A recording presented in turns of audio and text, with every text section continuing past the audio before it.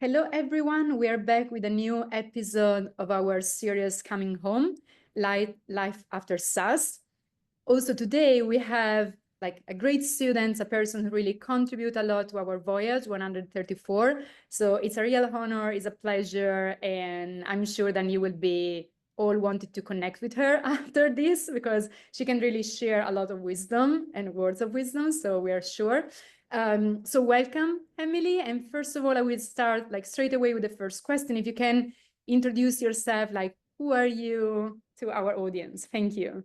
Absolutely, absolutely. Okay, so my name is Emelie Schultz. I am from Sweden originally, and I lived in Sweden for 17 years, but then I have moved to different parts of the world and was very fortunate enough to be a Davis Scholar at the voyage last semester. And it was absolutely fantastic. I currently study at the University of Oklahoma, and I'm doing my last year, my senior year. I'm actually graduating in 2 months, which is insane.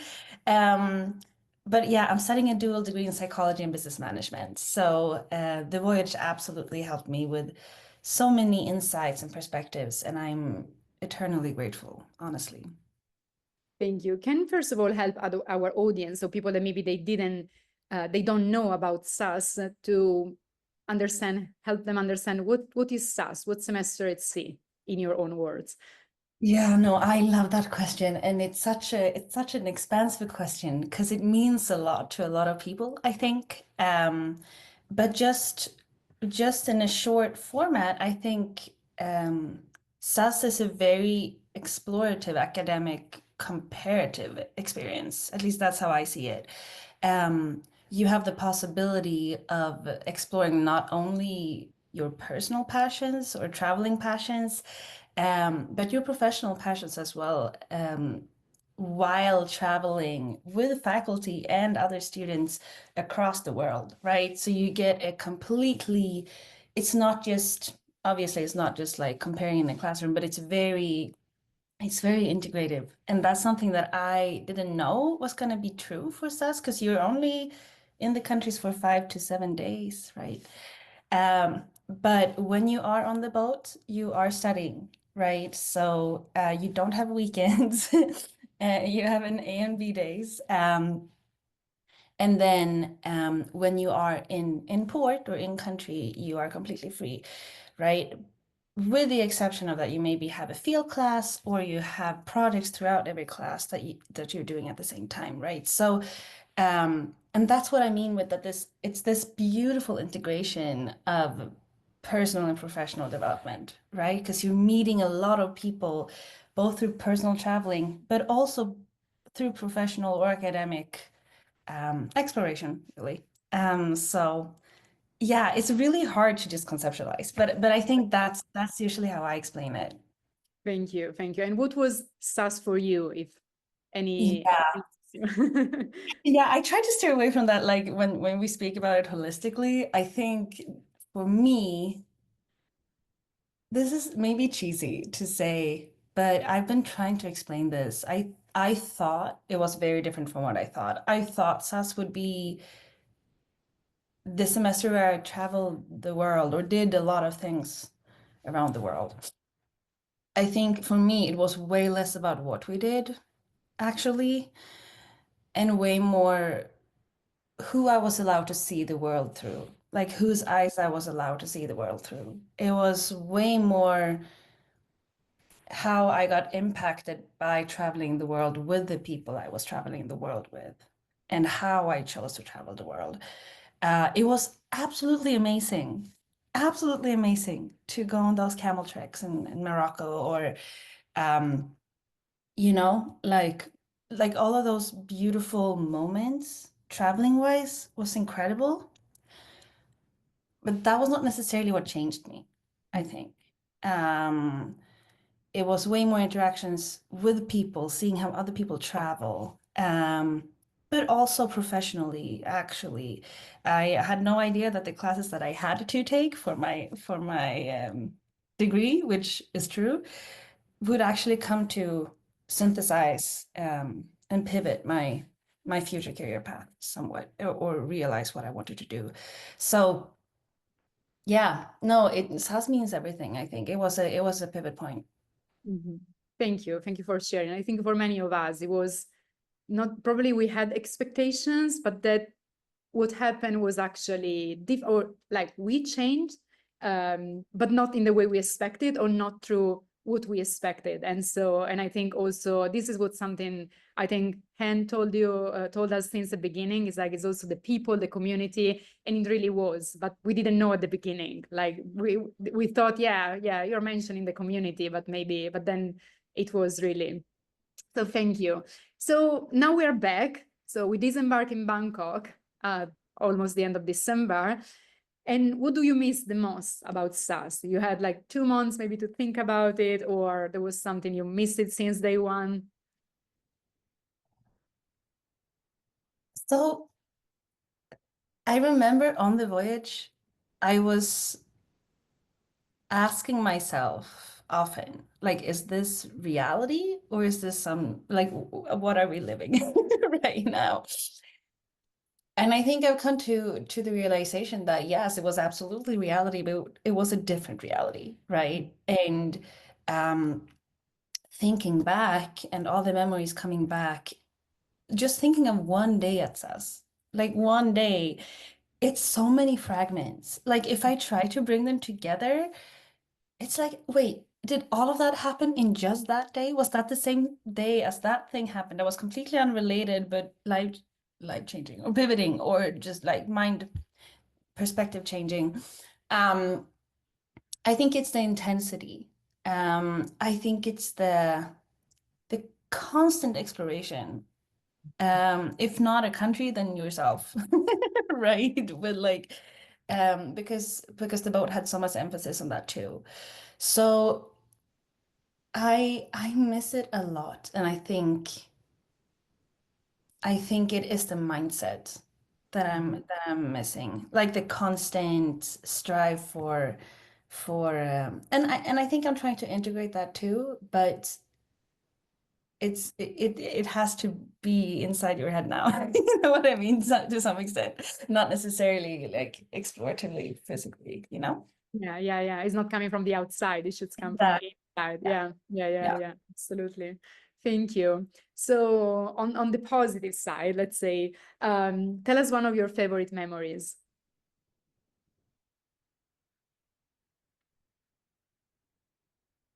this one is so hard. It's so hard. I know I received the questions before, but it's so hard because I think the favorite memories of SAS is very country specific. Mhm.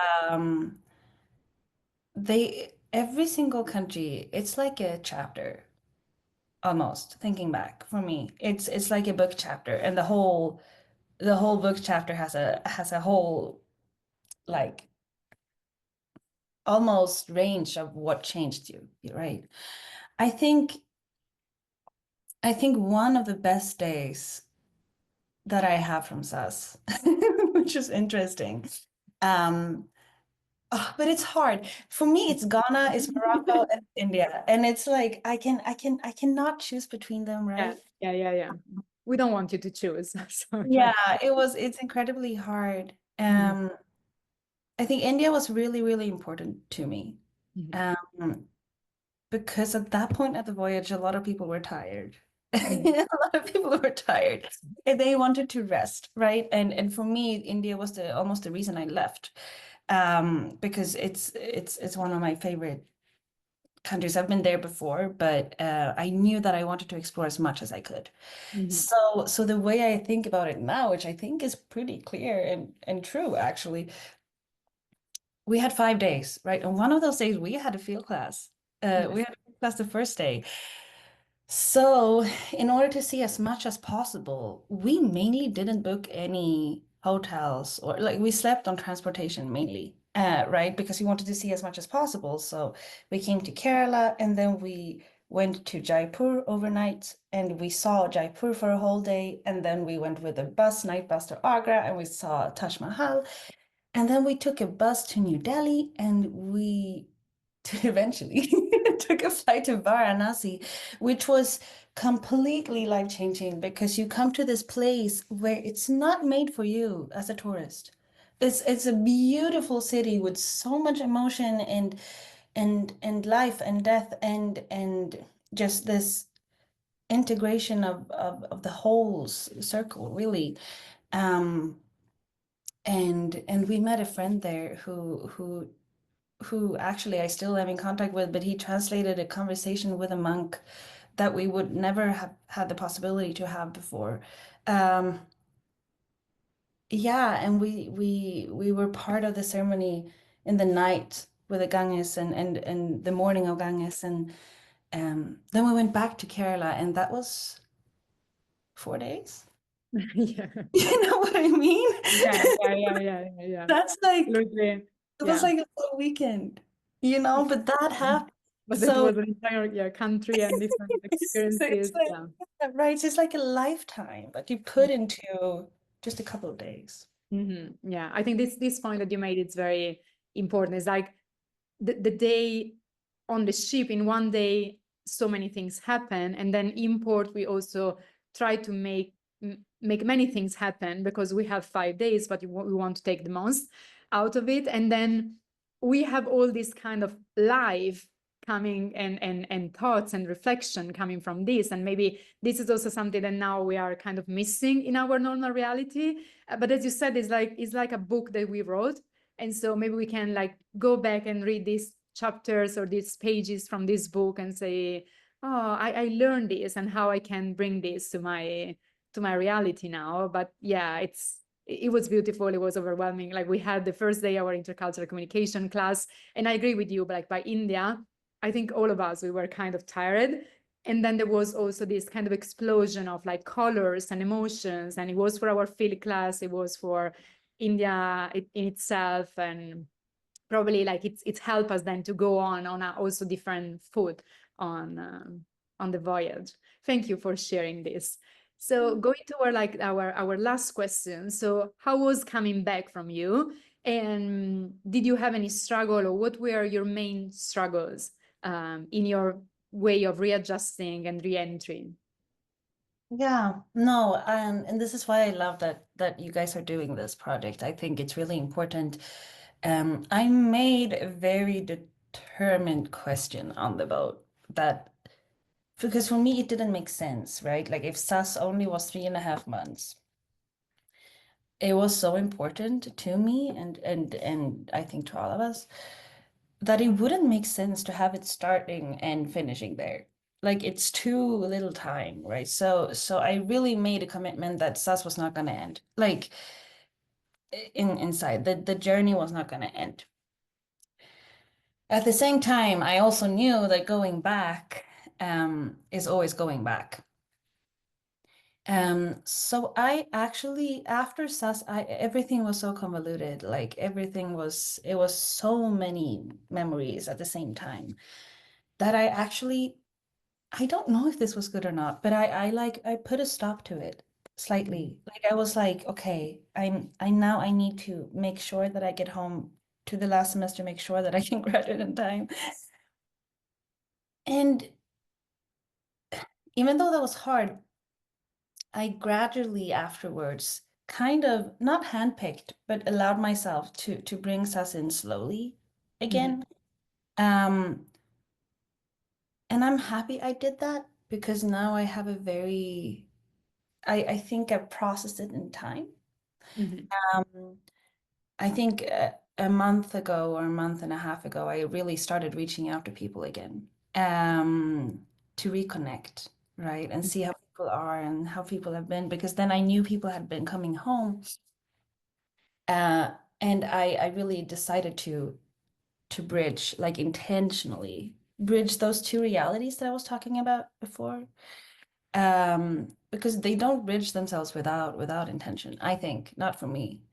Um, so yeah, I'm actually going, I'm going in 3 weeks. I'm going to see some of my friends. I'm going to Colorado, which is absolutely amazing. I'm very grateful I can do that before I leave the US, potentially. We never know.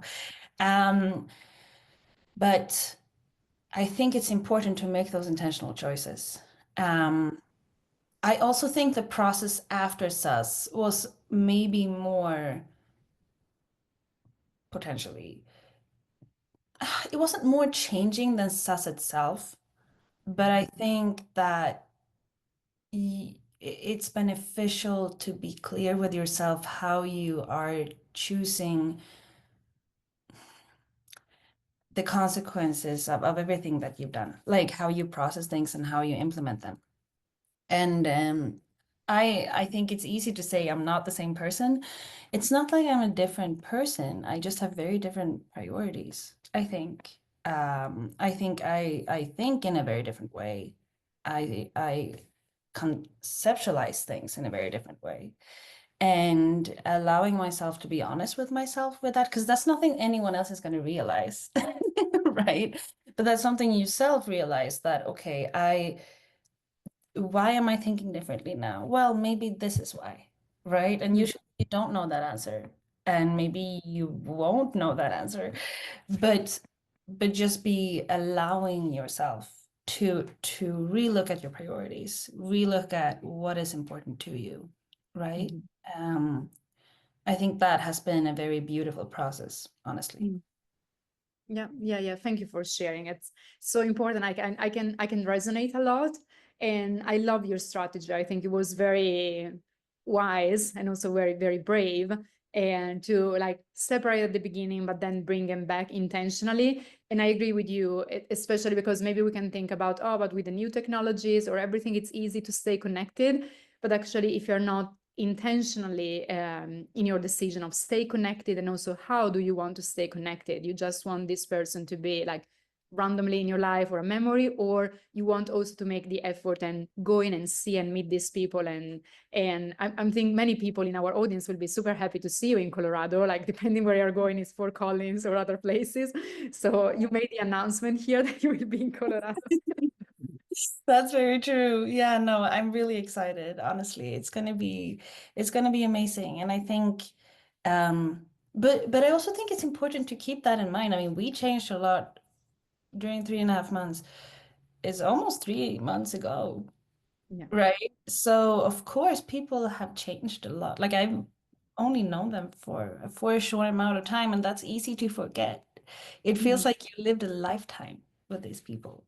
Um, but the same amount of time has passed. So Mhm. I think it's also important to allow people to develop, right? And to not hold on to certain things, maybe on the boat, or things that, like, it's important to see that as the history of your friendships. But moving forward is also, if you want us to continue, this is at least what I think. If you want us to continue, I think you really have to let it continue. And not just statically hold on, kind of. Mhm. Yeah, That's what. yeah. And I think creating new memories is one of the best way, because then, yeah, you have changed maybe in these 3 months and a half, but maybe also what brought you together at the beginning, like that friendship is still there, but you are making now new memories in a different place, and maybe you see like less ideal or more ideal for you and your preferences, what you like. Thank you. I don't know if you have one last words, if you want to share. You already share a lot with us, or what helped you to cope with the challenges of life after SAS. If there is anything else you want to share with us. I think you have to be really kind to yourself. Mhm. And one of the things, so one of the things that I kind of promised myself before I left was to not compare my experience afterwards with anyone else's, because it wouldn't make sense. Right? Like, SAS is it's a very personal journey somehow. Um, I will say, if anyone is watching that is a prospective student, like maybe is going, I think it's worth it to allow yourself to be intentional before you go with why you're going, right? I knew going in that I was a bit older. I wasn't the oldest one, but I I changed career paths, right? So I'm a bit older maybe than more traditional senior. So I knew, and I also was a senior, so I knew that my experience was going to be very different, maybe than a gap semester, if you will. And I made choices according to that. And I think just knowing that afterwards, knowing that I had this path that I wanted to go with, this was the intention I went to SAS with. Sure, of course it didn't turn out like I thought, but it absolutely gave me what I was looking for, crazily enough. Anyways, and just having that with you, right? Like if you ever feel that, oh, why didn't I do that? Or why didn't I do that? Like just remember, this was the intention I went with. This is the choices I made because this was my intention, right? And this was the goal I had. I think that is vital, honestly, to not lose yourself in should I done something differently or should I done something like that's not helpful. It's really not helpful. That's at least how I. Yeah, thank you so much. And I think this is a very important point also, not living with regrets and not compare your experience with someone else, but also if you, thank you for sharing this for perspective students, like if you're going, but it's the same for faculty or like lifelong learners. Like if you're going, maybe just if you can try to be intentional, so then you will not like regrets coming back. And then in any case, try to avoid those because, and think about what you did and why you did it. Thank you so much, Emelie. Thank you very, very much. I wish you all the best for your future, but then of course we will be in touch. And then if people want to reach out to you, we will also put your some contact details, like probably the Instagram. And Absolutely. thank you again and take care. Bye. Thank you everyone for following us. Thank you, Emma. Bye bye. Bye.